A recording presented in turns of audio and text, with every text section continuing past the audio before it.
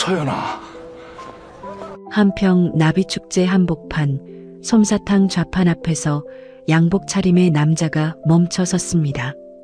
3년 전 자신이 이혼장을 내밀었던 바로 그 얼굴이 눈앞에 있었어요. 저는 수진인데요. 여인은 남자를 처음 보는 사람으로 대하는 눈이었어요. 그 무표정이 주먹보다 아팠습니다. 그때였습니다. 등에 업힌 아이가 고개를 돌려 남자를 물끄러미 바라봤어요. 길게 찢어진 눈꼬리, 넓은 미간. 어린 시절 앨범 속 자기 얼굴이었습니다. 아이의 나이를 거꾸로 세는 순간 남자의 숨이 멎었어요. 이야기 시작하기 전에 무료로 할 수 있는 구독과 좋아요 부탁드립니다. 그리고 댓글로 어느 지역에서 함께하고 계신지 알려주세요. 채널을 찾아주신 모든 분들께 깊이 감사드립니다. 한평 나비축제가 한창이었습니다. 5월 초 들판 위로 나비 조형물이 줄지어 서 있었고 축제마당 양쪽으로 좌판들이 길게 늘어서 있었어요. 솜사탕 굽는 냄새, 호떡 기름 냄새, 그 사이로 설탕이 녹는 달큰한 바람이 코끝을 스쳤습니다. 사람들은 어깨를 부딪히며 오갔고 아이들 웃음소리가 스피커 음악 위로 얹혀 흘렀습니다. 한성건설 대표 한도윤은 지방 현장 시찰을 마치고 한평을 지나는 길이었습니다. 양복 차림에 구두를 신은 사람이 축제 인파 사이에 서 있으니 눈에 띄지 않을 수가 없었죠. 도윤은 축제에 관심이 없었습니다. 비서에게 뭔가를 지시하며 전화 통화 중이었고 시선은 인파 너머 주차장 쪽을 향하고 있었어요. 바로 그때였습니다. 솜사탕 기계와 꽃소품을 함께 파는 작은 좌판 하나가 도윤의 걸음을 붙잡았습니다. 드라이플라워, 바구니와 작은 꽃다발이 깔린 좌판 한쪽에서 솜사탕 기계가 윙윙 돌아가고 있었고 등에 아이를 업은 여인이 꽃소품의 배치를 고쳐놓다가 몸을 돌렸습니다. 도윤의 발이 멈췄습니다. 통화하던 손이 천천히 내려왔어요. 손님, 솜사탕 하나 드셔보세요. 여인의 목소리는 밝고 평범했습니다. 낯선 손님에게 건네는 흔한 인사였죠. 그런데 도윤의 입에서는 전혀 다른 말이 나왔습니다. 서연아. 여인이 고개를 갸웃했습니다.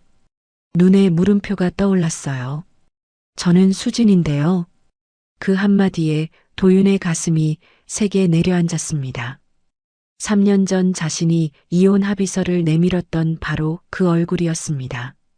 눈매, 코의 선, 입꼬리가 살짝 올라가는 각도까지 틀릴 수가 없었어요. 그런데 이 여인은 도윤을 모릅니다. 처음 보는 사람을 대하는 눈이었습니다. 도윤이 한 발 다가섰습니다. 뭔가 더 말을 하려고 입을 열었지만 수지는 이미 다른 손님 쪽으로 몸을 돌리고 있었어요.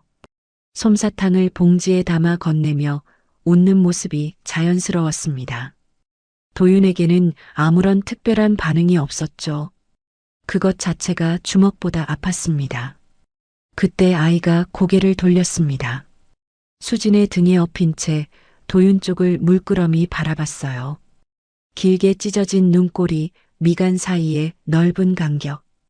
도윤은 숨이 멎는 것 같았습니다. 저 눈매를 본 적이 있었어요.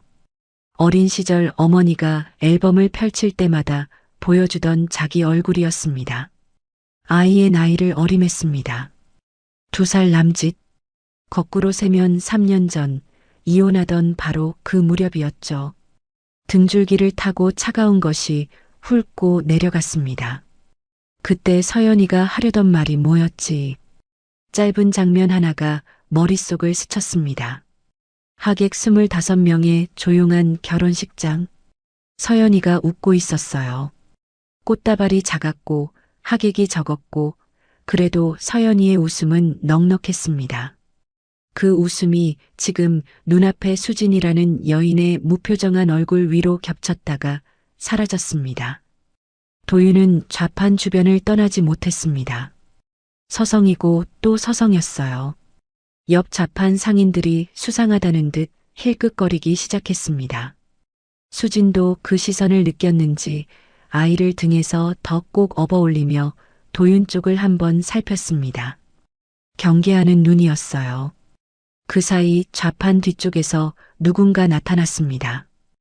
허리가 살짝 굽은 할머니 한 분이 수진과 도윤 사이를 몸으로 가로막고 섰습니다. 뭘 보시는 거예요, 손님? 낮지만 단단한 목소리였습니다. 금순 할머니였어요. 도윤이 입을 열려 했지만 할머니는 기다리지 않았습니다. 수진의 팔을 잡아 좌판 안쪽으로 데리고 들어갔고 등을 돌린 채 더 이상 도윤을 보지 않았습니다. 도윤은 비서를 시켜 주변 상인들에게 조심스럽게 물었습니다. 돌아온 이야기는 많지 않았어요. 수진이라는 여자는 3년 전쯤 할머니가 데리고 왔고 기억을 잃었다더라는 것. 그게 전부였습니다. 축제가 파할 무렵이었습니다. 해가 기울어 좌판들이 하나둘 접히고 있었어요. 도윤이 다시 수진의 좌판으로 갔을 때 수진은 이미 떠난 뒤였습니다. 금순 할머니만 혼자 남아 좌판을 정리하고 있었어요. 할머니, 잠깐만 말씀 좀 드려도 되겠습니까? 할머니가 손을 멈추고 도윤을 올려다봤습니다. 한참을 바라보더니 입을 열었어요. 수진이는 여기서 잘 살고 있어요. 건드리지 마세요. 못을 박는 어조였습니다. 도윤이 다시 말을 꺼내려는데 할머니가 먼저 돌아섰습니다. 그런데 한두 걸음 옮기다가 멈칫했어요. 돌아보지는 않았습니다. 등만 보인 채 한마디를 흘렸습니다. 3년 전 비 오는 밤에 다리 밑에서 발견했어. 그 말만 남기고 할머니는 어둑해지는 축제장 길 위로 사라졌습니다. 도윤은 그 자리에 서서 움직이지 못했어요. 다리 밑에서 발견했다. 비 오는 밤에. 그 말이 귓속에서 맴돌았습니다. 얼마나 서 있었을까요? 도윤은 읍내 여관의 방을 잡았습니다. 좁은 방, 낡은 이불, 형광등이 미세하게 떨리고 있었어요. 침대에 걸터 앉아 천장을 올려다봤습니다. 아이의 눈꼬리가 자꾸만 떠올랐습니다. 그리고 3년 전 서연이가 합의서 위에 손을 올리며 했던 말이 겹쳐왔어요. 할 말이 있어요. 중요한 얘기예요. 그 말을 잘랐던 건 자신이었습니다. 도윤은 이불 위에 두 손을 내려놓고 가만히 들여다봤습니다. 손이 떨리고 있었어요. 여관 밖으로 개 짖는 소리가 들려왔고 한평의 밤은 서울과는 다르게 깊고 조용했습니다. 그 고요 속에서 도윤의 밤이 길어지고 있었습니다. 잠이 오지 않았습니다. 여관 천장의 형광등은 이미 껐는데 어둠 속에서 도윤의 눈만 떠 있었어요. 아이의 눈꼬리가 떠올랐다가 수진의 무표정한 얼굴이 겹쳤다가 금순 할머니의 등이 스쳤다가 사라졌습니다. 그러다 기억은 3년 전이 아닌 더 먼 곳으로 흘러갔습니다. 6년 전이었어요. 신축 현장 사무실에 불이 켜져 있었습니다. 밤 11시가 넘은 시간이었죠. 도윤이 현장 순찰을 돌다가 불빛을 보고 문을 열었습니다. 한 여자가 벽면 앞에 쪼그리고 앉아 있었어요. 한 손에 색 견본을 들고 다른 손으로 벽을 짚으며 고개를 기울이고 있었습니다. 인테리어 디자인 팀장 백서연이었습니다. 도윤이 들어온 줄도 모르고 벽면 색 배합을 확인하고 있었어요. 이 시간에 아직 안 가셨습니까? 서연이가 고개를 돌렸습니다. 놀라지 않았어요. 오히려 색 견본을 들어보이며 물었습니다. 이 톤이 낮에 보는 것과 형광등 아래에서 보는 것이 다르다고 어느 쪽에 맞춰야 하겠느냐고. 그게 첫 대화였습니다. 그 뒤로 전국 현장을 함께 다녔습니다. 부산, 대전, 세종. 현장이 바뀔 때마다 서연이는 늘 제일 먼저 도착해 있었어요. 도윤이 현장에 들어서면 서연이가 이미 벽 앞에 서 있는 모습이 익숙해졌습니다. 나란히 도면을 펼쳐놓고 이야기하는 시간이 길어졌고 현장 식당에서 마주 앉아 밥을 먹는 횟수가 늘었습니다. 일에 대한 끌림이 사람에 대한 끌림으로 번지는 데는 오래 걸리지 않았죠. 결혼식은 조용했습니다. 하객이 25명이었어요. 서연이의 아버지 백종호가 딸의 손을 잡고 식장 문을 열었고 작은 꽃다발을 든 서연이가 웃고 있었습니다. 넉넉한 웃음이었어요. 하객이 적다고 서운해하지 않았고 식장이 작다고 주눅 들지 않았습니다. 도윤은 그 웃음이 좋았습니다. 여관 천장을 바라보던 도윤의 입가가 잠깐 움직였습니다. 웃음이었는지 일그러짐이었는지 어둠 속이라 알 수 없었어요. 기억은 이제 결혼 3년 차로 넘어가고 있었습니다. 변한 건 거창한 것이 아니었어요. 전화였습니다. 서연이에게 거는 전화가 줄었습니다. 하루에 2~3번이던 것이 하루에 1번이 되고 그마저도 용건만 짧게 끝냈습니다. 통화 중에 먼저 끊는 쪽은 늘 도윤이었어요. 홍보팀장 윤세희가 있었습니다. 야근이 끝나면 같이 밥을 먹었어요. 처음에는 팀장들끼리 여럿이 함께였습니다. 그런데 하나둘 빠지고 어느 순간부터 둘만 남았습니다. 세희 앞에서 도윤은 웃는 시간이 길었어요. 서연이에게 전화를 안 거는 저녁에 세희와 밥을 먹고 있었습니다. 누구에게 말한 적은 없었어요. 드러난 적도 없었습니다. 그러나 도윤은 알고 있었습니다. 마음 한쪽에 세희를 두고 있다는 것을. 어느 날 서연이에게서 전화가 왔는데 도윤은 세희와 마주 앉아 있었습니다. 전화기를 보고 세희 쪽을 한번 보고 다시 전화기를 봤어요. 잠깐의 시선이었습니다. 길지 않았어요. 그러나 그 짧은 눈길 안에 모든 것이 들어 있었죠. 그 무렵이었습니다. 이모 오정숙이 도윤을 찾아왔어요. 두꺼운 서류 봉투를 테이블 위에 올려놓았습니다. 호텔 투숙 기록, 사진 여러 장, 선물 배송 내역. 서연이가 외부 남성과 만나고 있다는 증거라고 했습니다. 오정숙의 목소리는 침착했고 서류 정리는 깔끔했어요. 마치 오래 준비한 사람의 손길이었습니다. 도윤이 서류를 받아들었습니다. 한 장씩 넘겼어요. 여기서 여러분께 꼭 말씀드려야 할 것이 있습니다. 도윤의 손이 떨리지 않았어요. 아내의 불륜 증거를 보고 있는 남편의 손이 떨리지 않았습니다. 분노도 충격도 배신감도 아닌 이상한 고요함이 그 손 위에 내려앉아 있었어요. 이미 마음이 기울어져 있던 사람에게 이 서류는 벼락이 아니었습니다. 명분이었죠. 서연이가 잘못한 거라면. 그 생각이 떠올랐을 때 도윤은 밀어내지 않았습니다. 서연이의 잘못이 사실이기를 바라는 마음, 그래야 자신이 편해지는 마음. 그걸 도윤은 그때 이미 알고 있었을 겁니다. 다만 들여다보지 않았을 뿐이에요. 오정숙이 회사 안에 소문을 흘렸습니다. 서연이의 주변이 차갑게 변해갔어요.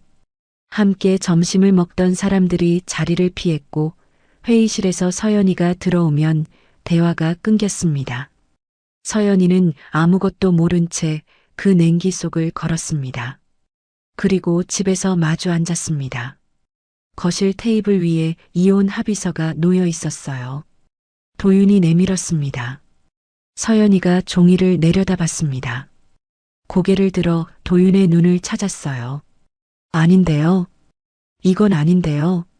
서연이의 목소리가 가늘게 떨렸습니다. 조작이라고, 만난 적이 없다고, 결백하다고 말했어요. 도윤의 눈을 올려다보며 말하고 또 말했습니다.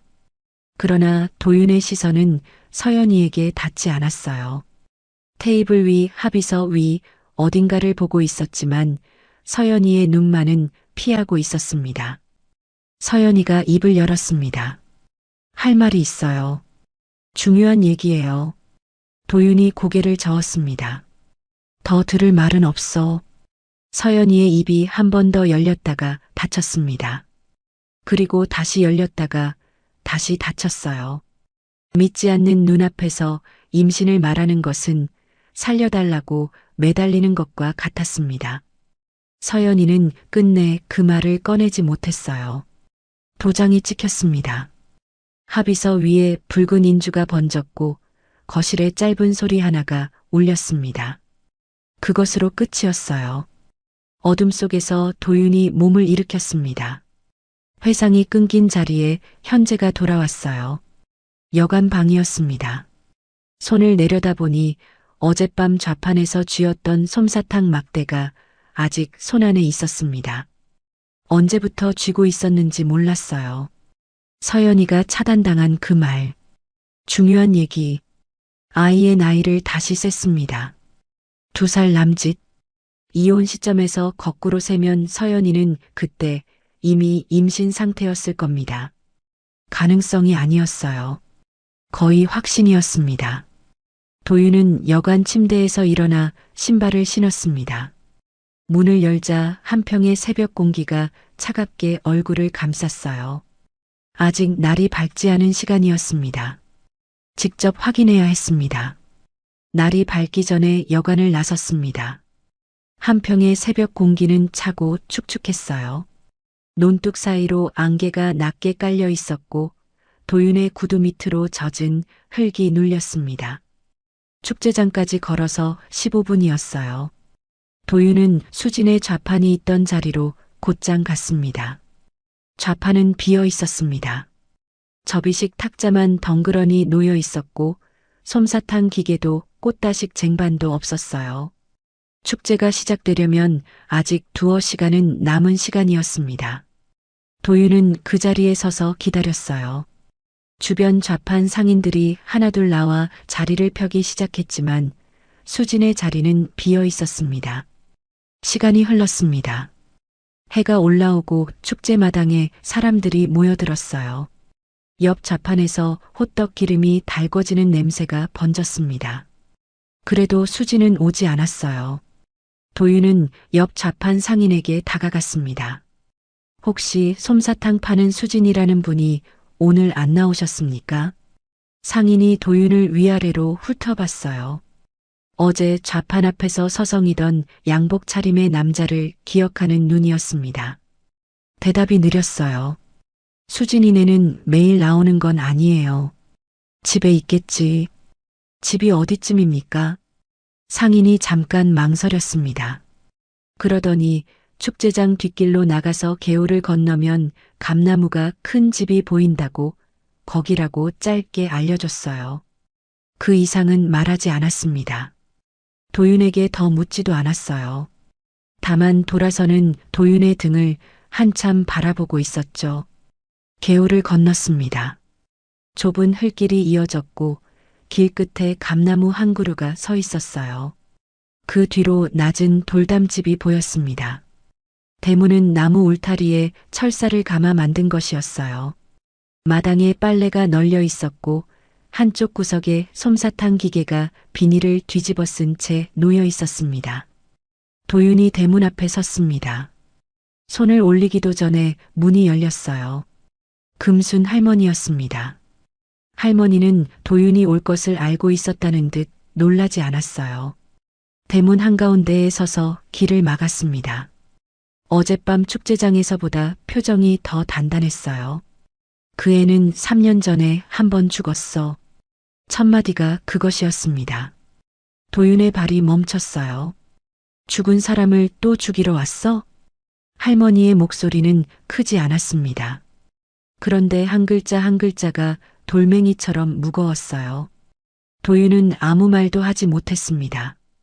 할머니가 이어서 말했어요. 비 오는 밤에 다리 아래에서 찾았어. 머리에서 피가 흐르고 있었고 깨어났을 때는 아무것도 몰랐어. 이름도 어디서 왔는지도. 그게 다야. 그 이상은 말하지 않았습니다. 입을 다물고 도윤을 바라봤어요. 더 묻지 말라는 눈이었습니다. 도윤이 한 발 앞으로 나섰습니다. 할머니 너머로 마당이 보였어요. 그때 안쪽에서 문 여는 소리가 났습니다. 수진이었어요. 아이를 안고 방에서 나오다가 대문 쪽을 봤습니다. 도윤과 눈이 마주쳤어요. 아무런 인식의 기색이 없었습니다. 어제 솜사탕 사셨던 분이죠? 밝은 목소리였어요. 낯선 손님을 다시 만난 정도의 반가움이었습니다.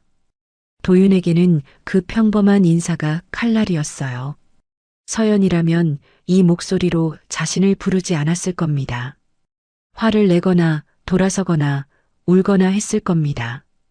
이렇게 아무렇지 않을 수는 없었어요. 당신이 백서연입니다. 도윤이 말했습니다. 수진의 표정이 변했어요. 반가움이 사라지고 눈에 공포가 떠올랐습니다. 자기가 모르는 이름으로 불리는 것에 대한 거부, 낯선 남자가 대문 앞까지 찾아와 자신을 다른 사람이라고 부르는 것에 대한 두려움. 수진이 한 걸음 뒤로 물러섰어요. 아이를 안은 팔에 힘이 들어갔습니다. 할머니가 수진의 어깨를 감싸며 도윤을 밀어냈습니다. 크게 밀친 것은 아니었어요. 그러나 단호했습니다. 안방에서 아이의 울음소리가 터졌어요. 수진이 도윤을 남겨둔 채 안으로 들어갔고 나무 울타리 대문이 닫혔습니다. 도윤은 닫힌 대문 앞에 서 있었습니다. 기억이 없다. 이름도 나도 아무것도. 3년간 도윤이 믿어온 이야기가 있었습니다. 서연이는 불륜을 저질렀고 이혼 뒤 어딘가로 떠났고 그것으로 끝이었어요. 그런데 지금 눈앞의 사실은 그 이야기와 맞지 않았습니다. 다리에서 떨어졌습니다. 기억을 잃었습니다. 아이를 낳아 혼자 키우고 있습니다. 불륜을 저지른 여자가 기억을 잃은 채 시골에서 솜사탕을 팔며 아이를 키우고 있다.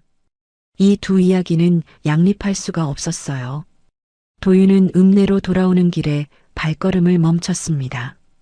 개울 건너 오래된 다리가 보였어요. 콘크리트가 벗겨진 난간, 군데군데 녹이 쓴 철제봉. 도윤이 천천히 다리 위로 올라갔습니다.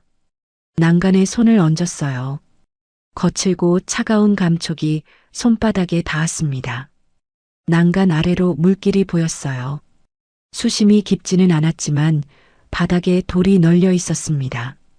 3년 전 비 오는 밤에 여기서 떨어진 거야. 바람이 불었습니다. 도윤의 양복 자락이 흔들렸어요. 다리 위에 선 채로 전화기를 꺼냈습니다. 비서에게 전화를 걸었어요. 3년 전 서연이 관련 자료를 전부 다시 모아 호텔 투숙 기록, 사진, 배송 내역 원본. 처음부터 다시 검증해. 전화를 끊었습니다. 전화기를 쥔 손에 힘이 들어가 있었어요. 도윤은 다리 위에서 움직이지 못했습니다.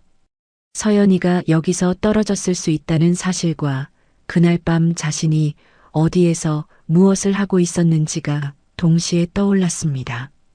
이혼 도장을 찍고 거실 소파에 앉아 있었어요. 아무데도 가지 않았습니다. 찾지 않았습니다. 해가 높이 올라 다리 위로 그림자가 짧아지고 있었습니다. 도윤은 한참을 그 자리에 서 있었어요. 도윤이 보지 못한 밤이 있었습니다. 3년 전 그날 밤으로 돌아가 보겠습니다. 이혼 도장이 찍힌 뒤 도윤은 소파에 앉아 텔레비전을 켰습니다. 채널을 돌리지도 않았어요. 화면이 뭘 비추는지 보지도 않았습니다. 그냥 앉아 있었어요. 그리고 서연이는 현관에 앉아 있었습니다. 신발을 신지도 일어서지도 않은 채 한 손으로 배를 감싸쥐고 있었어요. 여러분, 서연이의 배 안에는 아이가 있었습니다. 서연이는 그 사실을 말하려 했어요. 합의서가 테이블 위에 놓였을 때 도윤의 눈을 올려다봤습니다. 입을 열었어요. 할 말이 있어요. 그런데 도윤의 눈이 서연이를 보고 있지 않았습니다. 시선이 테이블 위 합의서 위 어딘가를 떠돌고 있었어요. 믿지 않는 눈이었습니다. 아니, 믿고 싶지 않은 눈이었죠. 서연이는 다시 입을 열려다 닫았습니다. 그 눈앞에서 임신을 말하면 어떻게 들릴까? 보내지 말라는 소리로 들릴 겁니다. 불쌍한 척한다고 여길 겁니다. 아이를 무기로 쓴다고 생각할 겁니다. 서연이는 입술을 깨물었어요. 말하지 못한 것이 아니라 그 입으로는 차마 말할 수 없었던 겁니다. 현관에 얼마나 앉아 있었을까요? 서연이가 일어섰습니다. 안방으로 들어가 가방을 꺼냈어요. 옷가지를 넣지 않았습니다. 먼저 손이 간 것은 서랍 안쪽에 숨겨둔 가죽 다이어리와 구형 휴대폰이었어요. 이것이 무엇인지 말씀드려야겠습니다. 서연이는 그 이전부터 오정숙과 최태준의 횡령을 추적하고 있었어요. 회사 장부에서 빠져나간 돈의 흐름을 날짜별로 기록했고 오정숙의 통화를 녹음해 두었습니다. 남편에게 알리려 했지만 증거가 완전하지 않았어요. 그 사이에 불륜 조작이 터진 겁니다. 서연이가 횡령을 파고 있다는 걸 오정숙이 먼저 알아챈 거였죠. 서연이는 다이어리와 휴대폰을 가방에 넣었습니다. 이것을 친정 아버지 백종호에게 가져가야 했어요. 도윤이 믿지 않는다면 아버지라도 봐야 했습니다. 현관문을 열자 바깥에 비가 내리고 있었어요. 우산은 챙기지 못했습니다. 잠깐 이 시각 다른 곳에서는 전화 한 통이 오가고 있었습니다. 오정숙이 최태준에게 전화를 걸었어요. 목소리가 낮았습니다. 서연이가 장부를 갖고 있어. 없애. 짧았습니다. 그 한마디면 충분했어요. 최태준은 전화를 끊고 자리에서 일어났습니다. 다시 서연이에게로 돌아옵니다. 서연이는 나주에 있는 친정 아버지에게 가려고 한평 읍내 버스 정류장에 서 있었어요. 비가 내리고 있었습니다. 가방을 가슴에 안은 채 막차를 기다리고 있었어요. 정류장 지붕 아래로 빗물이 흘러내렸습니다. 그런데 어둠 속에서 누군가 다가오고 있었어요. 한 명이 아니었습니다. 서연이가 인기척을 느끼고 고개를 돌린 순간 걸음이 빨라지는 발소리가 들렸어요. 서연이가 뛰기 시작했습니다. 가방을 가슴에 꼭 안은 채였어요. 정류장을 벗어나 골목으로 들어섰지만 뒤따라오는 발소리가 줄지 않았습니다. 숨이 찼어요. 배를 안고 뛰는 몸이 무거웠습니다. 오래된 다리가 나타났어요. 서연이가 다리 위로 올라섰습니다. 다리 중간쯤에서 뒤에서 손이 뻗어왔어요. 가방을 잡아챘습니다. 서연이가 놓지 않았어요. 밀고 당기는 실랑이가 벌어졌습니다. 빗물에 젖은 난간이 미끄러웠어요. 서연이의 등이 난간에 부딪혔습니다. 가방 끈을 놓지 않으려는 손에 힘이 들어갔어요. 그런데 몸이 밀렸습니다. 난간 너머로 기울어지는 순간 서연이의 두 팔은 가방을 감싸고 있었습니다. 가방 안에는 다이어리와 휴대폰이, 배 안에는 아이가 있었어요. 놓을 수 없었습니다. 아무것도 놓을 수 없었어요. 떨어졌습니다. 빗소리와 물소리가 뒤섞였어요. 다리 위에 남은 자들이 아래를 내려다보고 있었습니다. 바로 그때였어요. 좀 떨어진 길 위에서 누군가의 목소리가 울렸습니다. 거기서 뭐 하는 거야? 금순 할머니였습니다. 장을 보고 돌아오는 길이었어요. 비닐봉지를 든 채 다리 쪽을 바라보고 있었습니다. 다리 위에 그림자들이 순간 굳었어요. 목격자가 생긴 겁니다. 돌아서서 뛰었습니다. 어둠 속으로 사라졌어요. 할머니가 비닐봉지를 내려놓고 다리 쪽으로 달려갔습니다. 난간 아래를 내려다봤어요. 물가 돌 위에 사람이 쓰러져 있었습니다. 할머니가 비탈을 미끄러지듯 내려갔어요. 여자의 머리에서 피가 흐르고 있었습니다. 의식이 없었어요. 그런데 두 팔이 가방을 꼭 감싸고 있었습니다. 기절한 채로도 놓지 않았던 겁니다. 할머니가 서연이를 업었습니다. 허리가 살짝 굽은 할머니의 등 위에 젖은 여자의 몸이 축 늘어졌어요. 무거웠을 겁니다. 그래도 할머니는 걸었습니다. 비를 맞으며 한 걸음 한 걸음. 며칠이 지났어요. 서연이가 눈을 떴습니다. 낯선 천장이 보였어요. 낡은 장판 냄새가 코끝에 닿았습니다. 고개를 돌리니 할머니가 옆에 앉아 있었어요. 서연이가 입을 열었습니다. 여기가 어디예요? 할머니가 대답했어요. 내 집이야. 괜찮아. 저는 누구예요?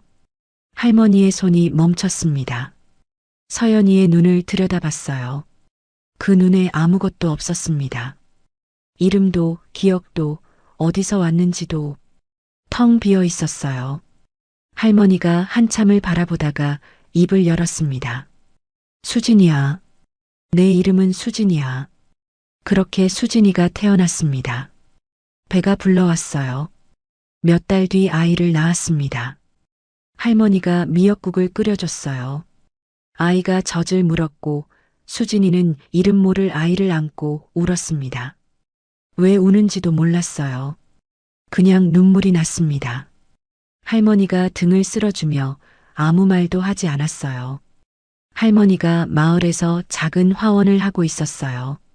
수진이는 화원 일을 거들기 시작했습니다.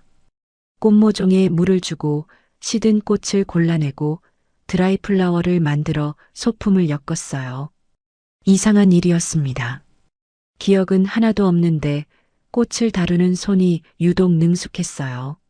색을 나란히 놓을 때 어떤 조합이 어울리는지를 손이 먼저 알았습니다.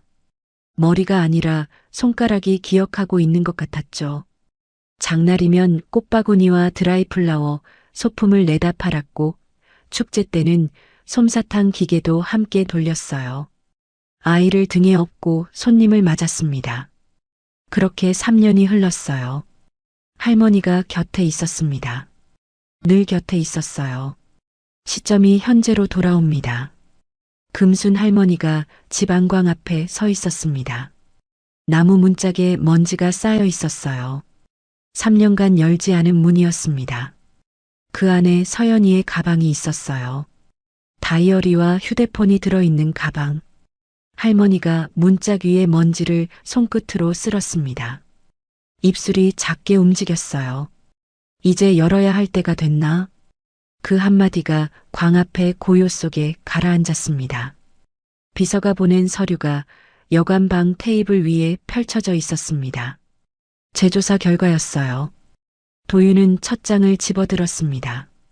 호텔 투숙 기록부터 봤어요. 오정숙이 건넸던 그 호텔, 그 날짜. 서연이가 외부 남성과 투숙했다는 기록이었죠. 그런데 같은 날짜에 서연이는 부산 현장에 출장 중이었습니다. 현장 출입 기록과 작업 일지에 서연이의 서명이 남아 있었어요. 같은 날, 같은 시간에 부산에 있던 사람이 서울 호텔에 있을 수는 없었습니다. 다음 장을 넘겼어요. 사진이었습니다. 서연이가 낯선 남자와 나란히 걷는 사진, 카페에 마주 앉은 사진. 3년 전에는 흔들림 없이 봤던 사진들이었죠. 그런데 재조사 보고서에는 합성 흔적이 표시되어 있었습니다. 어깨 선의 경계가 부자연스럽고 그림자 방향이 두 사람 사이에서 어긋나 있었어요. 선물 배송 내역도 마찬가지였습니다. 서연이가 외부 남성에게 선물을 보낸 기록이라고 했던 것. 수신 주소를 추적하니 존재하지 않는 곳이었어요. 건물 번호도 도로명도 실제하지 않았습니다. 도윤의 손이 느려졌습니다. 한 장을 넘길 때마다 다음 장으로 가는 손이 무거워졌어요. 마지막 장을 덮었을 때 테이블 위에는 3년간 믿어온 근거의 잔해만 남아 있었습니다. 전부 조작이었어요.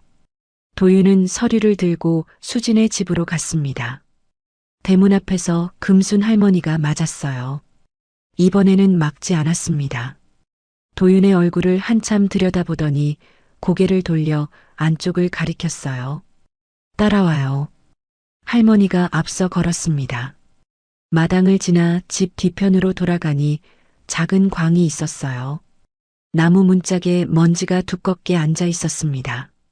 할머니가 걸쇠를 열고 문을 당겼어요. 오래 닫혀있던 공기가 밀려나왔습니다. 눅눅한 흙냄새와 종이 냄새가 섞여 있었죠. 광 안쪽 선반 위에 가방 하나가 놓여 있었습니다. 먼지가 쌓여 원래 색을 알아보기 어려웠어요. 할머니가 가방을 꺼내 도윤 앞에 내려놓았습니다. 수진이가 발견됐을 때 이걸 안고 있었어. 기절한 채로도 놓지 않고 있었어요. 할머니가 가방을 열었어요. 안에서 가죽 다이어리 한 권과 구형 휴대폰 하나가 나왔습니다. 3년 동안 못 열었어. 수진이 기억이 안 돌아오는데 내가 먼저 열 수는 없잖아요. 할머니의 목소리가 조금 떨렸습니다. 그러나 그 이상은 말하지 않았어요. 가방을 도윤 앞에 두고 한 발 물러섰습니다. 도윤이 다이어리를 집어들었습니다. 표지가 비에 젖었다 마른 자국이 남아 있었어요. 펼쳤습니다. 첫 장부터 글씨가 빼곡했어요. 날짜, 금액, 계좌번호, 이름. 오정숙, 최태준, 횡령 내역이었습니다. 서연이의 필체였어요. 도윤은 그 글씨를 알아볼 수 있었습니다. 결혼 전 현장에서 도면 위에 메모하던 바로 그 글씨였죠. 이걸 모으고 있었던 거야. 혼자서. 도윤의 손가락이 페이지 위를 더듬었습니다. 장을 넘길수록 기록은 정교해졌어요. 빠져나간 돈의 경로, 가짜 하도급 업체 이름, 입출금 날짜. 서연이가 얼마나 오래, 얼마나 꼼꼼하게 추적했는지가 손글씨 한 줄 한 줄에 남아 있었습니다. 구형 휴대폰을 켰어요. 배터리가 남아있을 리 없었지만 할머니가 충전기를 함께 보관해 두었더군요. 화면이 들어왔습니다. 녹음 파일이 하나 저장되어 있었어요. 재생 버튼을 눌렀습니다. 오정숙의 목소리가 흘러나왔습니다. 서연이 불륜 증거는 내가 다 만들어 놨으니까 그냥 밀어붙이면 돼. 잠깐 끊겼다가 다시 이어졌어요. 자기 마누라도 못 믿는 놈이야, 원래. 웃음 섞인 목소리였습니다. 조롱이었어요. 도윤은 휴대폰을 쥔 채 움직이지 못했습니다. 여러분, 이 순간 도윤의 머릿속에 떠오른 것은 오정숙의 얼굴이 아니었습니다. 녹음 속 조롱도 아니었어요. 3년 전 오정숙이 서류 봉투를 건넸을 때 그 증거를 받아든 자기 손이 떠올랐습니다. 떨리지 않았던 손, 아내의 불륜 증거 앞에서 고요했던 손, 그 손이 떠올랐어요. 그리고 그날 저녁이 겹쳤습니다. 서류를 받은 날 도윤은 세희와 밥을 먹고 있었어요. 마주 앉아 웃고 있었습니다. 서연이에게 전화를 걸지 않은 저녁이었죠. 속은 게 아니었어. 도윤의 입술이 떨렸습니다. 속고 싶었던 거야. 서연이가 잘못한 거라면 내가 편해지니까. 이혼의 명분이 생기니까. 그게 필요했던 거야. 오정숙의 조작과 자신의 비겁함. 이 둘이 서로 모르는 채 겹쳐져서 서연이를 무너뜨렸습니다. 오정숙은 경영권을 위해 조작했고 도윤은 다른 여자에게 기운 마음을 감추기 위해 그 조작을 받아들였어요. 어느 쪽이 더 나쁜지 도윤은 알 수 없었습니다. 아니, 알고 있었을 겁니다. 다만 인정하기가 어려웠던 거죠. 도윤이 다이어리를 들고 수진에게 갔습니다. 마루에 앉은 수진 앞에 다이어리를 펼쳐 놓았어요. 이 글씨를 알아보시겠습니까? 수진이 페이지를 내려다봤습니다. 눈이 글씨 위를 천천히 훑었어요. 한참을 바라봤습니다. 그런데 고개를 가로저었어요. 처음 보는 글씨예요. 자기 손으로 쓴 글씨를 알아보지 못하는 겁니다. 도윤의 가슴이 먹먹해졌어요. 수진의 눈에는 혼란만 가득했습니다. 낯선 남자가 낯선 다이어리를 내밀며 자기 것이라고 말하는 상황이 두려운 거였죠. 그때였어요. 다이어리 페이지 사이에서 무언가가 미끄러져 나왔습니다. 바닥으로 떨어졌어요. 작은 종이 한 장이었습니다. 초음파 사진이었어요. 모서리가 접히고 빗물 자국이 남아 있었지만 가운데 작은 형체가 선명했습니다. 수진이 그것을 집어들었습니다. 사진을 바라보는 수진의 손이 떨리기 시작했어요. 기억은 돌아오지 않았습니다. 머리로는 아무것도 모르고 있었어요.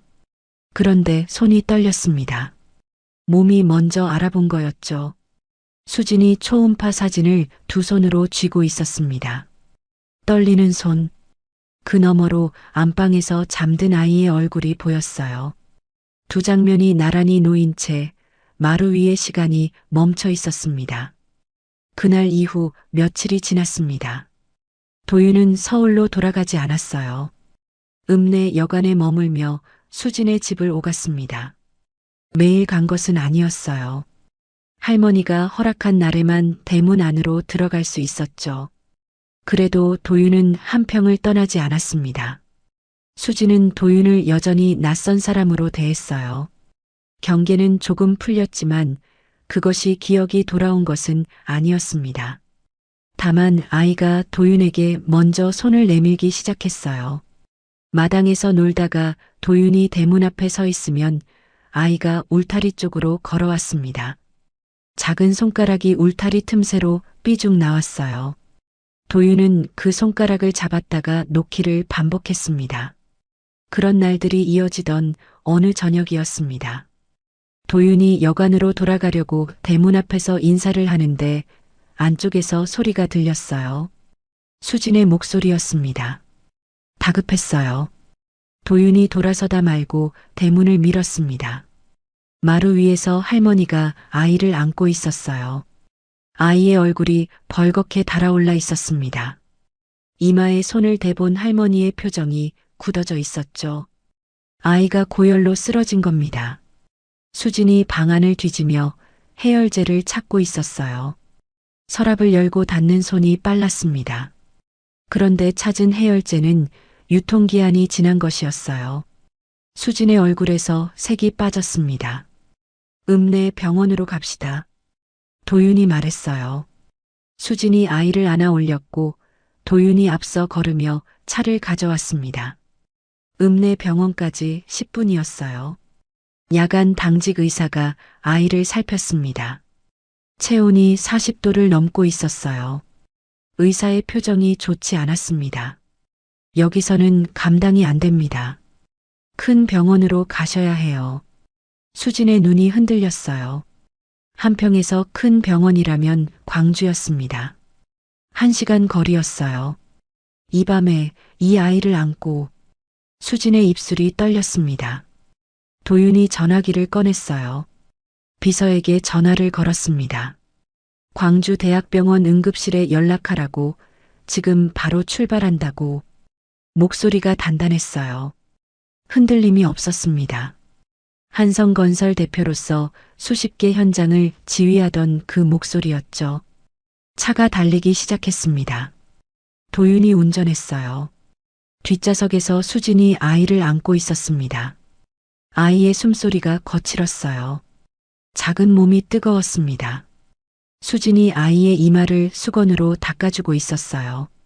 손이 떨렸지만 멈추지 않았습니다. 도윤은 백미러로 뒷좌석을 봤어요. 수진이 아이의 얼굴을 내려다보며 무언가를 속삭이고 있었습니다. 들리지는 않았어요. 그런데 그 입모양이 서연이가 현장에서 도면을 들여다보며 혼잣말하던 모습과 겹쳤습니다. 도윤의 손이 핸들 위에서 잠깐 힘을 잃었어요. 곧바로 다시 잡았습니다. 광주까지 50분이 걸렸어요. 병원 앞에 차를 세우자 응급실 문이 열려 있었습니다. 비서가 미리 연락해 둔 덕이었죠. 의료진이 아이를 넘겨받아 안으로 들어갔습니다. 수진이 따라 들어가려 했지만 문 앞에서 막혔어요. 보호자 대기실에서 기다려야 했습니다. 대기실 플라스틱 의자에 도윤과 수진이 나란히 앉았습니다. 둘 사이에 한 칸이 비어 있었어요. 복도에 형광등이 지직거리며 빛을 흘렸고 소독약 냄새가 코를 찔렀습니다. 아무 말이 없었어요. 시계 초침 소리만 대기실을 채우고 있었습니다. 얼마나 지났을까요? 1시간, 2시간. 자정이 넘었어요. 수진이 무릎 위에 올려놓은 두 손을 내려다보고 있었습니다. 그러다 입을 열었어요. 깨어났을 때 아무것도 몰랐어요. 도윤이 고개를 돌렸습니다. 수진은 무릎 위에 손을 바라보며 말을 이었어요. 내가 누군지, 어디서 왔는지. 할머니가 이름을 지어줬어요. 수진이라고. 그게 나인 줄 알았어요. 목소리가 낮았습니다. 떨리지는 않았어요. 오히려 담담했습니다. 3년간 수없이 삼켰던 말이 처음으로 나오고 있었어요. 배가 불러오는데 누구의 아이인지 몰랐어요. 아이를 낳고 젖을 물리고 그런데 이 아이한테 아빠가 누구라고 말해줄 수가 없었어요. 수진이 숨을 한번 들이쉬었습니다. 아이가 말을 배우기 시작했어요. 엄마는 금방 배웠어요. 그런데 어느 날 아이가 텔레비전을 보다가 따라했어요. 잠깐 멈췄어요. 아빠. 그 한마디를 꺼낸 수진의 목소리가 처음으로 갈라졌습니다. 대답해줄 사람이 없었어요. 아이가 부를 때마다 매번 기억이 없으니까 미워할 수도 없어요. 누굴 원망해야 하는지도 모르겠어요. 그게 더 힘들어요. 도윤은 아무 대답도 하지 못했습니다. 수진은 원망할 대상을 모르고 있었어요. 그런데 도윤은 알고 있었습니다. 그 대상이 자신이라는 것을. 대기실 형광등 아래에서 도윤의 손이 무릎 위에서 쥐어졌다 펴졌습니다. 코끝이 찡했어요. 그러나 이 자리에서 울 자격이 자신에게 있는지 도윤은 알 수 없었습니다. 새벽녘에 의사가 나왔어요. 열이 내렸다고 경과를 지켜봐야 하지만 고비는 넘겼다고 했습니다. 수진의 어깨에서 힘이 풀렸어요. 고개가 앞으로 숙여졌습니다. 울음은 아니었어요. 안도가 한꺼번에 쏟아진 거였죠. 도윤이 병실로 들어갔습니다. 아이가 작은 침대 위에 잠들어 있었어요. 이마에 열 패치가 붙어 있었고 손등에 수액줄이 연결되어 있었습니다. 도윤이 침대 옆에 섰어요.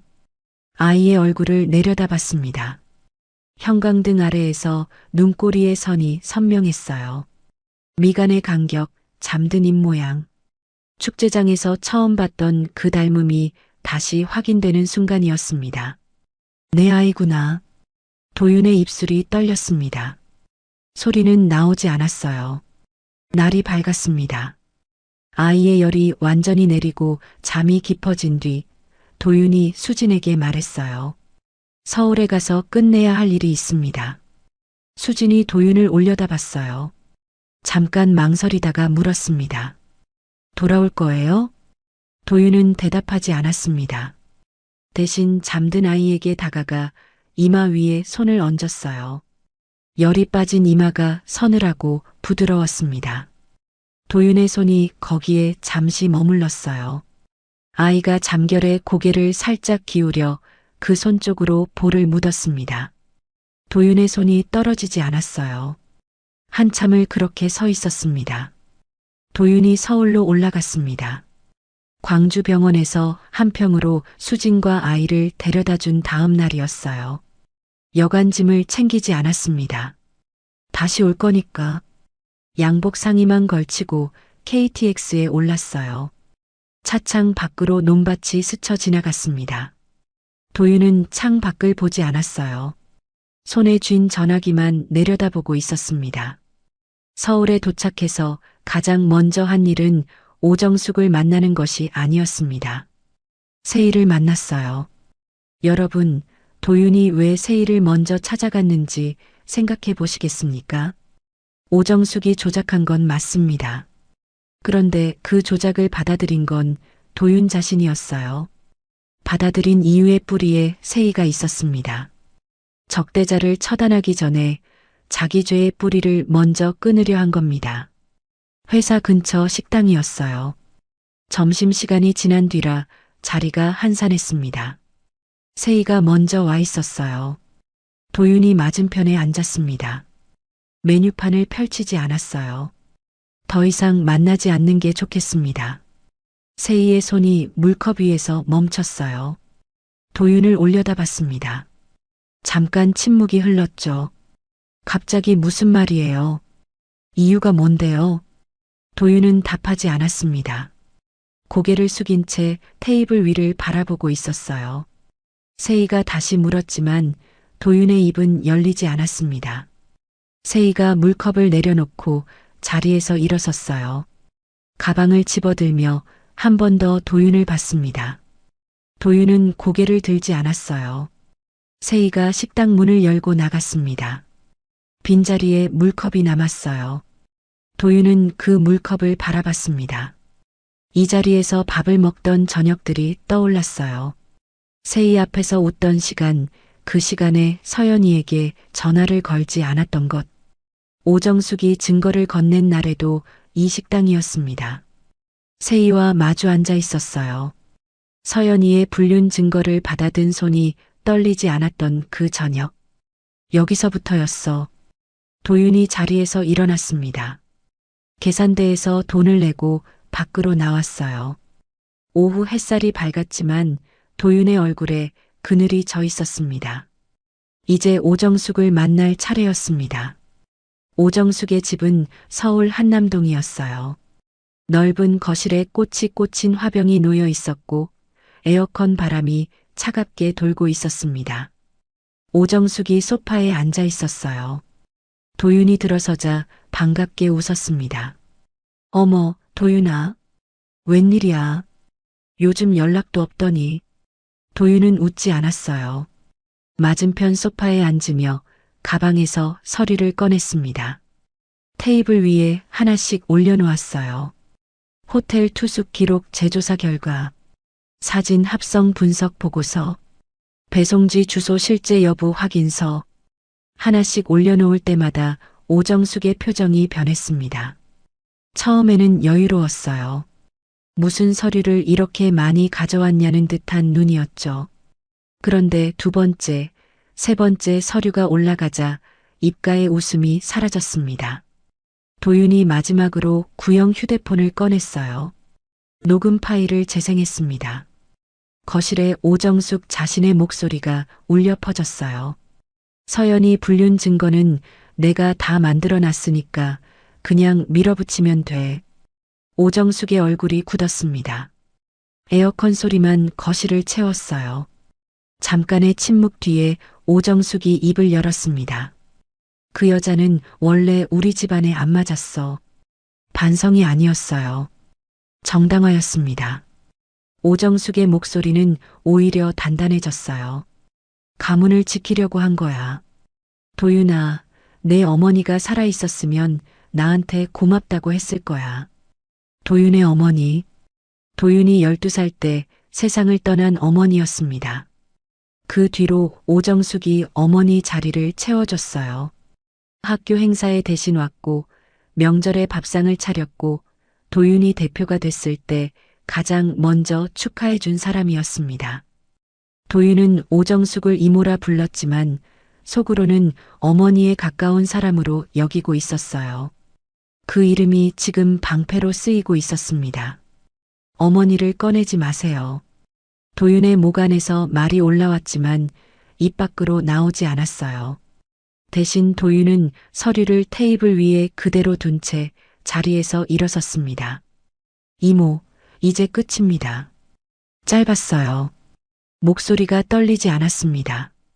그런데 바로 그 떨리지 않는 목소리가 3년 전 서류를 받아든 손이 떨리지 않았던 것과 같은 무게를 갖고 있었습니다. 이번에는 방향이 달랐을 뿐이죠. 오정숙의 눈이 커졌어요.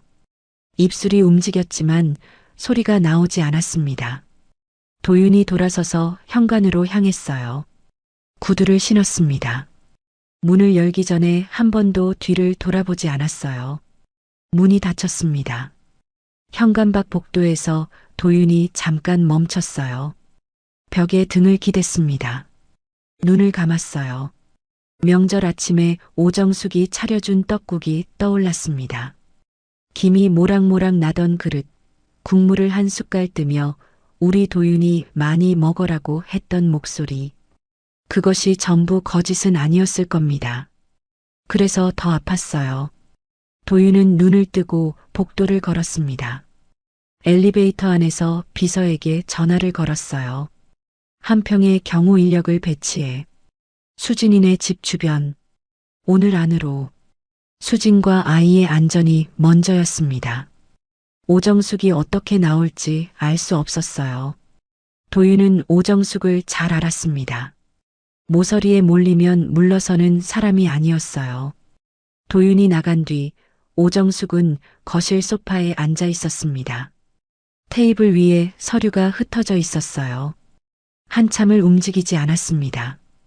그러다 전화기를 들었어요. 최태준에게 전화를 걸었습니다. 그 여자가 살아있대. 목소리가 낮았어요. 한평이야. 전화가 끊겼습니다. 꽃이 꽂힌 화병 옆에서 오정숙의 눈빛이 달라지고 있었어요.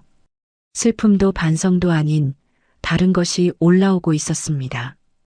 오정숙의 전화를 받은 다음 날 최태준이 한평에 나타났습니다. 검은 세단 한 대가 읍내를 지나 좁은 흙길로 들어섰어요. 개울을 건너고 감나무가 보이는 길 끝에서 차가 멈췄습니다. 최태준이 내렸어요.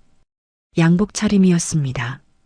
구두가 흙길 위에서 미끄러졌지만 개의치 않는 얼굴이었어요. 수진의 집 대문 앞에 섰습니다. 안쪽을 들여다봤어요. 마당에 빨래가 널려 있었고 마루 위에 아이의 신발이 놓여 있었습니다. 최태준이 대문을 열고 마당 안으로 들어섰어요. 수진이라는 분 계시오? 목소리가 컸습니다. 마루 쪽에서 인기척이 났어요. 수진이 방문을 열고 나왔습니다. 낯선 남자가 마당에 서 있었어요. 수진이 멈칫했습니다. 바로 그 순간이었어요. 여러분, 수진은 이 남자를 모릅니다. 기억이 없으니까요. 그런데 3년 전 비 오는 밤 다리 위에서 가방을 빼앗으려 했던 사람이 바로 이 남자였습니다. 수진의 머리는 몰랐어요. 그러나 몸은 달랐습니다. 수진의 손이 떨리기 시작했어요. 다리가 굳었습니다. 왜 떨리는지, 왜 다리에 힘이 빠지는지 수진 자신도 알 수 없었어요. 그냥 이 남자 앞에 서 있으면 안 된다는 것을 몸 전체가 말하고 있었습니다. 최태준이 한 발 다가섰어요. 좋게 말할 때 서울 가서 합의합시다. 복잡하게 만들지 말고. 수진이 뒤로 물러섰습니다. 등이 방문 틀에 닿았어요. 그때 안방에서 아이의 울음소리가 터졌습니다. 낯선 목소리에 놀란 거였죠. 수진이 몸을 돌려 아이 쪽으로 가려 했지만 최태준이 마루 앞을 가로막고 서 있었어요. 수진의 길이 막혔습니다. 그때 부엌 쪽에서 발소리가 났어요. 금순 할머니였습니다. 부엌 문을 열고 나왔어요. 손에 아무것도 들고 있지 않았습니다. 맨손이었어요. 그런데 할머니는 주저하지 않고 곧장 수진과 아이 앞으로 걸어갔습니다. 최태준과 수진 사이에 몸을 세웠어요. 한 발짝도 비키지 않았습니다. 할머니의 키는 최태준의 어깨에도 미치지 않았어요. 허리가 살짝 굽은 작은 체구였습니다. 그런데 눈이 달랐어요. 최태준의 눈을 정면으로 올려다보고 있었습니다. 할머니가 이 남자의 얼굴을 보고 있었어요. 3년 전 밤이 떠올랐을 겁니다. 비 오는 다리 위에서 봤던 실루엣. 어둠 속이라 얼굴까지는 보지 못했어요. 그런데 지금 눈앞에 이 남자에게서 그날 밤 다리 위에 서 있던 그림자와 같은 것이 느껴졌을 겁니다. 할머니의 눈빛이 경계에서 확신으로 바뀌었어요. 그때 다리 위에 있던 게 당신이지. 최태준의 표정이 순간 흔들렸습니다. 아주 짧았어요. 눈이 한번 커졌다가 돌아왔습니다. 그러나 할머니는 그 짧은 흔들림을 놓치지 않았어요. 아니, 무슨 소리를. 최태준이 부인했습니다. 목소리는 크고 거칠었어요. 할머니를 밀어내려는 듯 한 발 더 다가섰습니다. 할머니는 물러서지 않았어요. 작은 몸이 대문 쪽으로 밀릴 것 같았지만 두 발이 마당 흙을 딛고 버티고 있었습니다. 여기서 안 나가면 경찰 부를 거야. 할머니의 목소리가 낮고 또렷했어요. 떨림이 없었습니다. 최태준이 할머니의 눈을 내려다봤어요. 한참을 노려보았습니다. 할머니가 시선을 피하지 않았어요. 대치가 이어졌습니다. 마당 위로 바람이 불어 빨래가 흔들렸어요. 안방에서 아이의 울음소리가 작아졌다가 다시 커졌습니다. 수진이 방 안에서 아이를 안고 있었어요. 아이의 등을 쓸어주는 수진의 손이 떨리고 있었습니다. 바로 그때 대문 밖에서 차 문 닫히는 소리가 들렸어요. 2명이었습니다. 도윤이 배치한 경호 인력이었죠.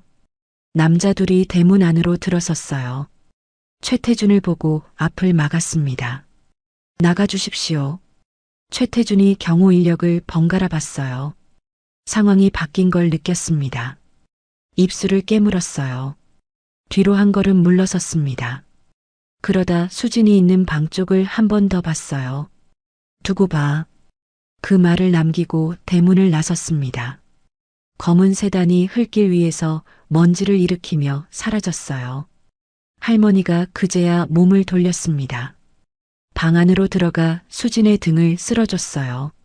수진은 아이를 안은 채 마루에 주저앉아 있었습니다. 아이가 울음을 그쳤지만 수진의 손은 멈추지 않고 아이의 등을 쓸고 있었어요. 할머니가 수진의 어깨를 잡아줬습니다. 아무 말 없이 손의 힘만으로. 여러분, 할머니가 최태준 앞에 선 순간을 다시 떠올려 보십시오. 허리 굽은 작은 몸으로 젊은 남자 앞을 막아선 겁니다. 무기도 없었고 힘도 없었어요. 있었던 건 3년간 수진이와 아이 곁에서 밥을 짓고 등을 쓸어주며 쌓아온 시간뿐이었습니다. 그 시간이 할머니의 두 발을 마당에 박아놓은 거였죠. 서울에서는 도윤이 경호 인력의 보고를 받고 있었습니다. 사무실 책상 앞이었어요. 보고 내용을 듣는 동안 도윤의 손에 펜이 쥐어져 있었습니다. 최태준이 수진의 집에 나타났다는 말에 손에 힘이 들어갔어요. 펜이 부러졌습니다. 부러진 펜에서 잉크가 손가락 사이로 번졌지만 도윤은 닦지 않았어요. 전화를 끊었습니다. 도윤은 책상 위에 두 손을 올려놓고 가만히 앉아 있었어요. 오정숙의 얼굴이 떠올랐습니다. 그런데 이번에는 이모라는 단어가 떠오르지 않았어요. 오정숙. 성과 이름이었습니다. 이모도 어머니의 빈자리를 채워주던 사람도 아니었어요. 서연이를 조작으로 무너뜨리고 다리에서 떨어뜨리고 3년이 지난 지금까지 손을 뻗치는 사람. 도윤의 안에서 마지막 연민의 끈이 끊어지고 있었습니다. 명절에 떡국을 끓여주던 손, 학교 행사에 대신 와주던 발걸음, 그것들이 하나씩 지워지고 있었어요. 지우는 것이 아프지 않았느냐고요. 아팠을 겁니다. 그러나 수진의 집 마당에서 할머니가 맨몸으로 버틴 장면이 떠오를 때마다 그 아픔은 자격 없는 것이었어요. 도윤은 잉크가 묻은 손을 내려다봤습니다. 검은 얼룩이 송금 사이로 퍼져 있었어요. 닦아내야 할 것은 손의 잉크만이 아니었습니다. 도윤이 이사회를 소집했습니다. 이틀 뒤 오전 10시 한성건설 본사 회의실이었어요. 긴 테이블 양쪽으로 이사진이 앉았습니다. 오정숙도 자리에 있었어요. 최태준도 맞은편 끝자리에 앉아 있었습니다. 도윤이 회의실에 들어섰어요. 서류 가방을 들고 있었습니다. 자리에 앉지 않았어요. 서서 가방을 열었습니다. 구형 휴대폰을 꺼내 테이블 위에 올려놓았어요. 들어보십시오. 재생 버튼을 눌렀습니다. 회의실에 오정숙의 목소리가 울려 퍼졌어요. 서연이 불륜 증거는 내가 다 만들어 놨으니까 그냥 밀어붙이면 돼. 회의실이 조용해졌습니다. 이사진의 시선이 오정숙에게로 향했어요. 오정숙의 얼굴에서 색이 빠지고 있었습니다. 최태준은 테이블 아래에서 주먹을 쥐었어요. 녹음은 계속 흘러나왔죠. 자기 마누라도 못 믿는 놈이야, 원래. 도윤이 재생을 멈추고 다이어리를 펼쳤습니다. 횡령 내역이 스크린에 투사됐어요. 날짜, 금액, 계좌번호, 가짜 하도급 업체 이름.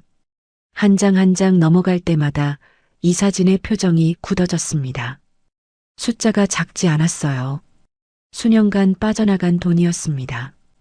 오정숙과 최태준이 축출됐어요. 이사회 결의는 빨랐습니다. 증거가 명확했으니까요. 최태준에 대해서는 3년 전 서현 추격과 상해 혐의로 고소장이 접수됐습니다. 도윤이 직접 서명한 고소장이었어요. 최태준이 자리에서 일어나며 도윤을 봤습니다. 입을 열려다 닫았어요. 할 말이 없었던 겁니다. 그대로 회의실을 나갔습니다. 오정숙은 남았어요. 자리에서 일어나지 않았습니다. 이사진이 하나둘 나가고 회의실에 도윤과 오정숙만 남았어요. 텅 빈 의자들 사이에서 오정숙이 입을 열었습니다. 내가 아니었으면 이 회사 없어. 목소리가 떨렸어요. 그런데 떨림의 성격이 달랐습니다. 억울함이었어요. 내 어머니 대신 널 키운 게 나야.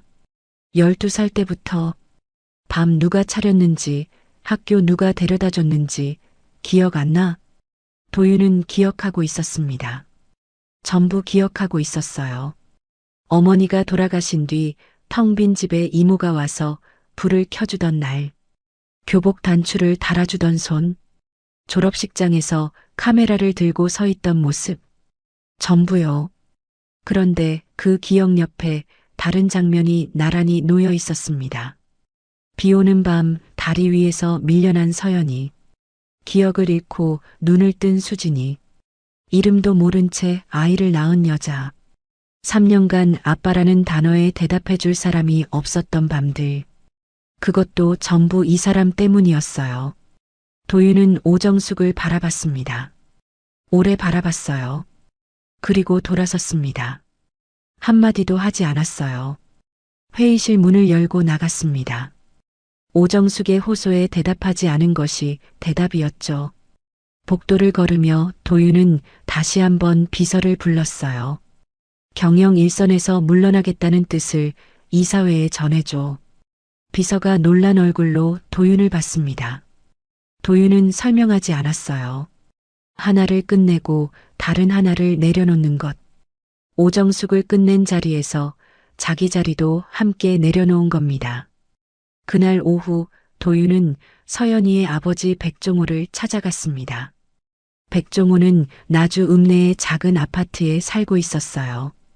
벨을 누르자 한참 뒤에 문이 열렸습니다.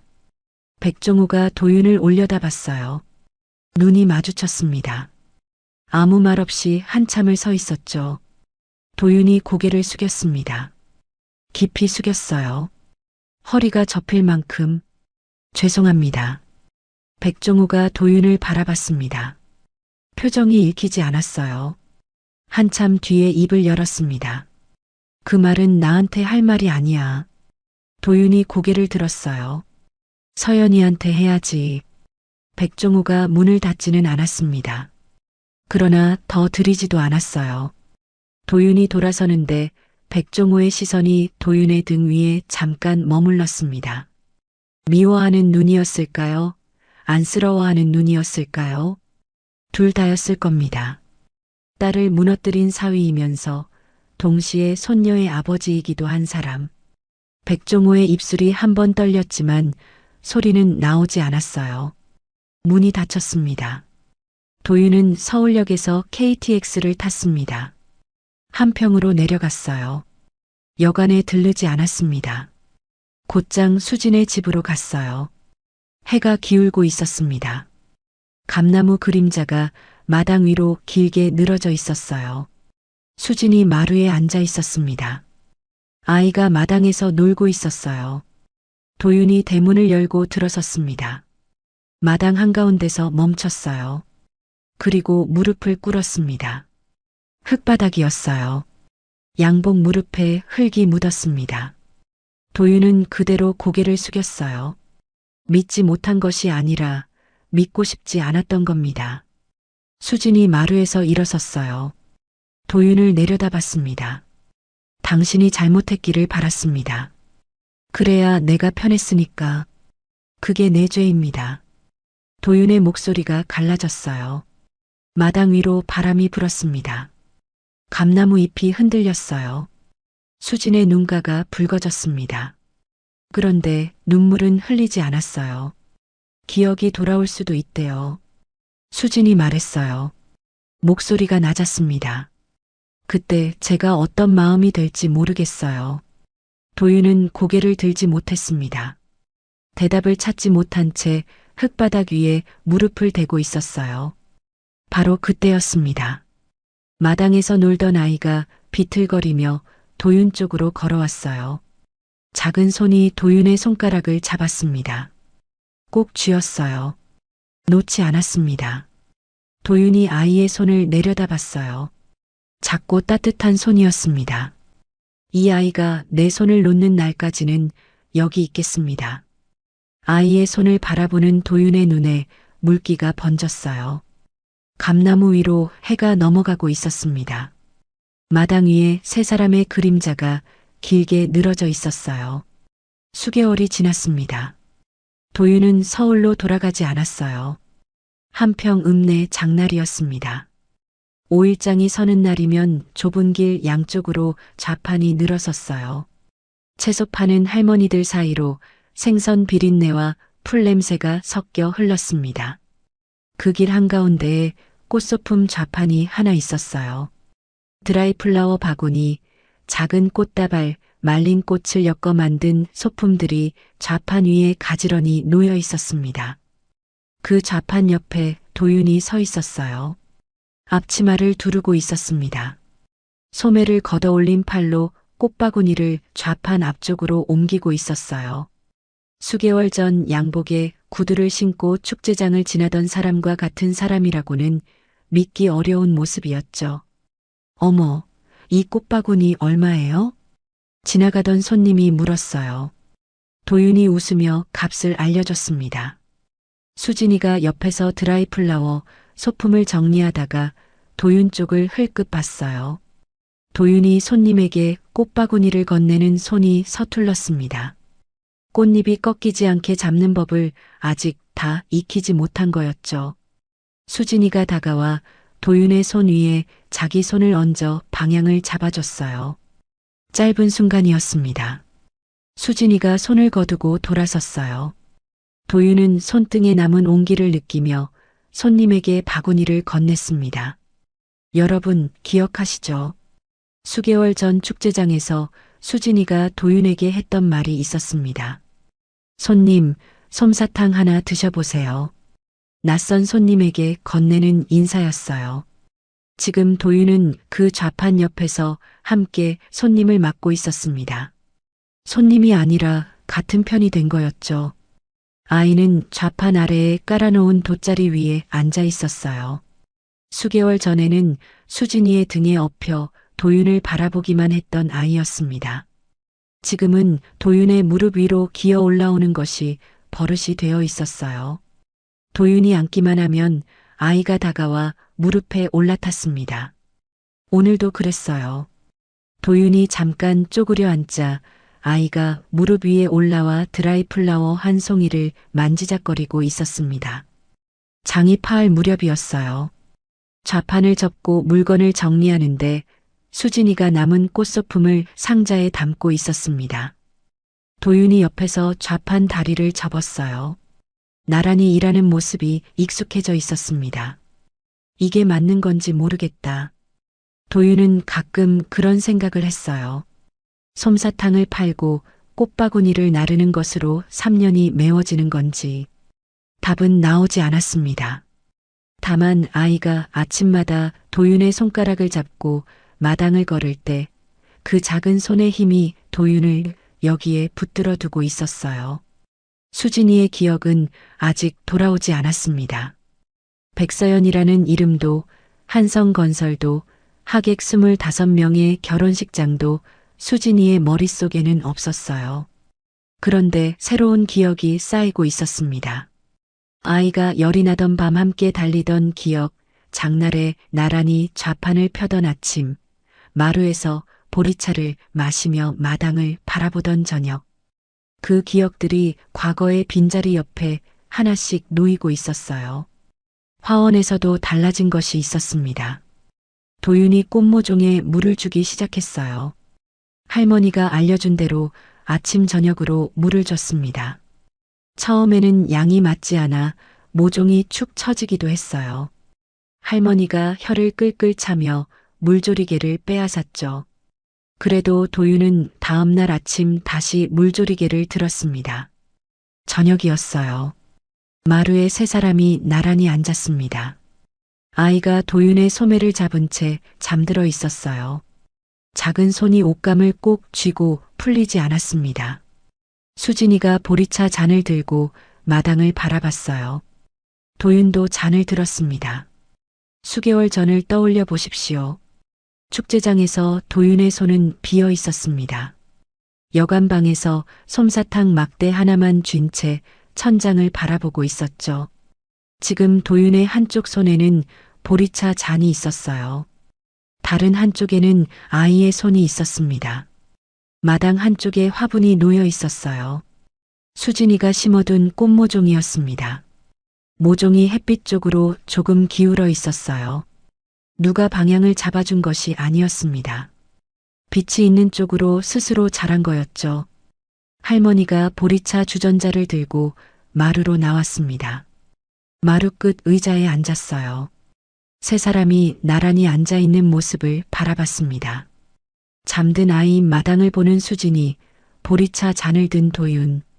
할머니의 시선이 그 위에 오래 머물렀어요. 할머니에게도 가족이 있었습니다. 먼저 떠난 남편이 있었고 멀리 간 자식이 있었어요. 혼자 남은 집에 3년 전 어느 비 오는 밤 피투성이 여자를 업어왔습니다.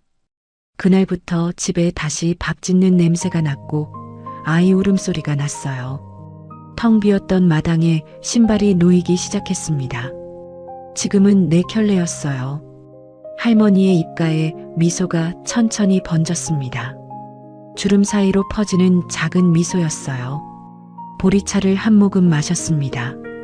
따뜻한 잔을 두 손으로 감싸 쥐었어요. 마당 위로 어둠이 내리고 있었습니다. 화분 속 꽃모종이 저녁바람에 살짝 흔들렸어요. 네 사람의 시간이 아주 천천히 다시 흐르고 있었습니다. 여러분, 오늘 이야기는 어떠셨나요?